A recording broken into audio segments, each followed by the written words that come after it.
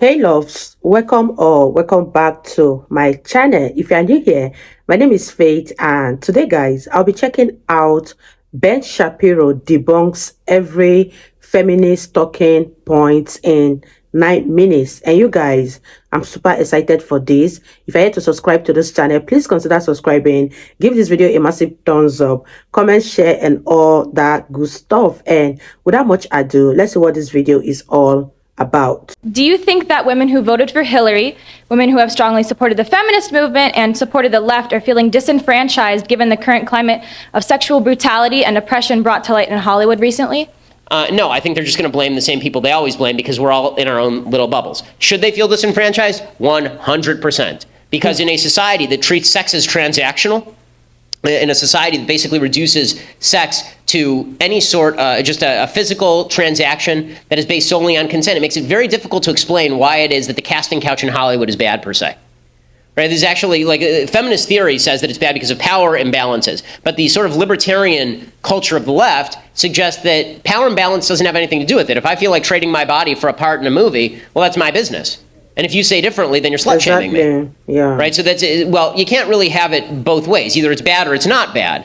And if we are going to fight sexual harassment and sexual assault, it seems to me that we have to do a couple of things. One, we have to reinvest sex with value beyond just a physical transaction. It's not just two people who are getting each other's rocks off. It actually means something beyond that. There's a relationship that's attached to it. And beyond that, I think that we need to re-inculcate in men themselves, not just the teach men not to rape routine. One of the things that's happened is that traditional masculinity, the idea that it is a man's job to protect women, this is one of our jobs as human beings, as men, to protect women. The feminist movement doesn't like that. Well, then you can't blame us for not protecting women if you don't want us to protect women. I want to protect women. I think men should protect women. Exactly. I think one of the reasons God put man on earth is to protect women. Yeah. Okay, well, then it is incumbent on me to protect women. But if you're telling me that I can't even open a door for a woman because this is somehow an offense to her honor, and that if I say that it's man's job to protect women, that this is somehow reinforcing gender stereotypes, then don't come whining to me when bad stuff happens. First thing that I hate today is this insane piece by some crazy person named Jody Allard. You guys, I totally agree with what Ben Shapiro said here about men being made to protect women, but because of the feminist movement, it's now becoming offensive when a man tries to protect a woman. Let me know what you guys think about this and leave your thoughts in the comment section down below, and let's continue with this video. She's apparently a feminist blogger. First of all feminist bloggers are, I don't mean to generalize, but they're all crazy. So she actually has a piece today called, the title of it is, "I'm done pretending men are safe, even my sons." Really. And the entire thing is about how her sons are potential rapists. She says, "I have 2 sons. They're strong and compassionate, the kind of boys other parents are glad to meet when their daughters bring them home for dinner. They are good boys in the ways good boys are, but they are not safe boys. I'm starting to believe there's no such thing." She is talking about her own children being potential rapists because of rape culture. I have a general recommendation. If you believe that all men or all women are crazy, that everybody's terrible, maybe it's just you. Maybe it's just you. If every relationship you've ever had is going bad, maybe it's not because all the people you know are terrible. Maybe you suck as a human. Okay, and I'm going to go with that on this one. She says, "My sons won't rape unconscious women behind a dumpster, and neither will most of the progressive men I know. But what all of these men share in common, even my sons, is a relentless questioning and disbelief of the female experience. I didn't realize the common female experience was to be raped while unconscious behind a dumpster. I know a few females, and I don't know any of them who've been raped while unconscious behind a dumpster, at least none who have told me about it. And if they did tell me about that, I would say, can we find the person and hunt them down? That would be my first reaction. Can we tell the police? And if not, is there a way that we can kill this person and get away with it? That seems like the best possible, is that not feminist enough? Do I have to do more than that? So I do not want to prove my pain or provide enough evidence to convince anyone that my trauma is merited. Okay, if you accuse someone of rape, you might have to provide evidence of actual rape. You shouldn't just be able to accuse anyone of any crime.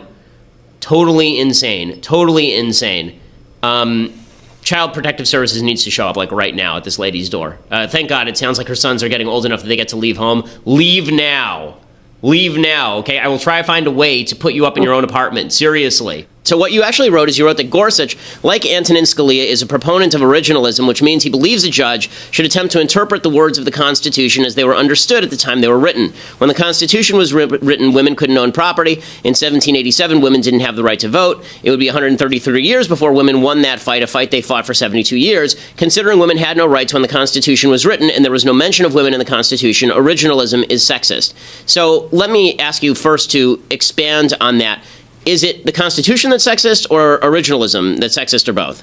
It seems that when it comes to women's rights, originalist perspective tends to side on the air of always looking backward and not looking at current day. Because they're trying to, because if you're looking, if I wrote a piece of legislation 10 years ago and I said to you, okay, you and I write a piece of legislation today, right? And we use the language of today. We mean something by that language. In this conversation, somebody will read this 100 years from now and we will have meant what we're saying to each other. We understand what we're saying. If somebody wants to read what we're talking about today, and then it turns out that all the words that we're using now mean the reverse because things have changed, did our conversation mean the reverse of what it meant, or does it mean what we're talking about right now? Words have meaning at the time they are said, and to try and read new meanings into old words just because, quote unquote, times have changed, you can end up with some really bizarre results. I mean, and the problem here is that, you know, you may not like what Neil Gorsuch is trying to do, but at least it's a rule of interpretation in the... You guys, what are your thoughts about this video so far?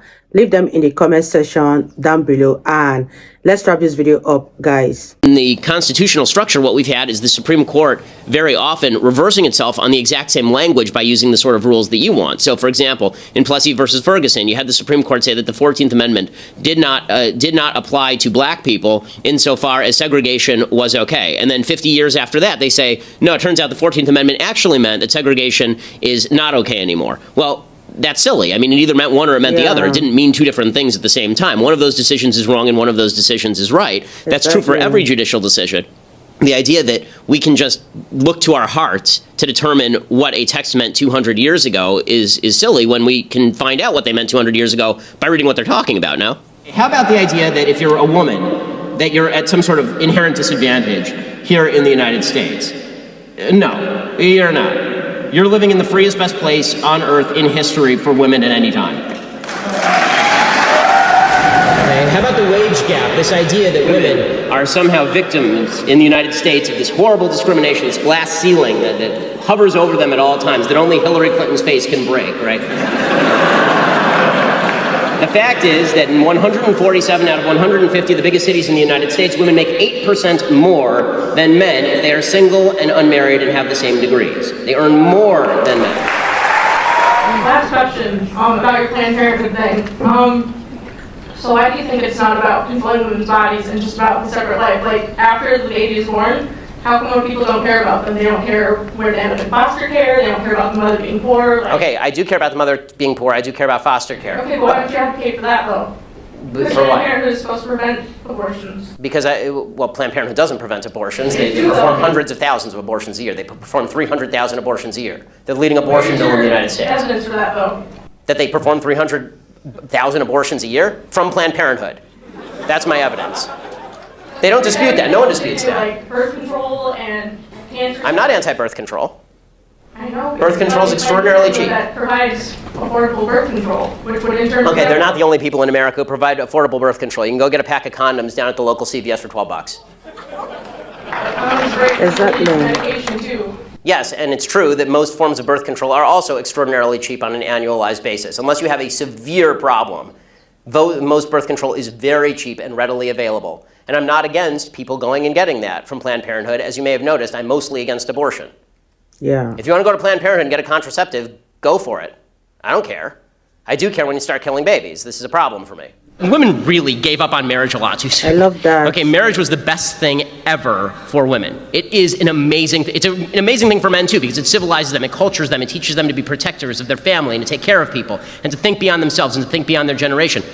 Women gave up in marriage a way to teach men to do those things. And also, women gave up the idea that a commitment was going to come along with this intimacy. And let's be real about this. I mean, every scientific study ever done has shown that women actually do have better sex in the context of committed relationships. All of the crap that you see in Cosmo magazine about sleeping with 100 guys and being sexually happy is just garbage. It is just sheer unadulterated garbage.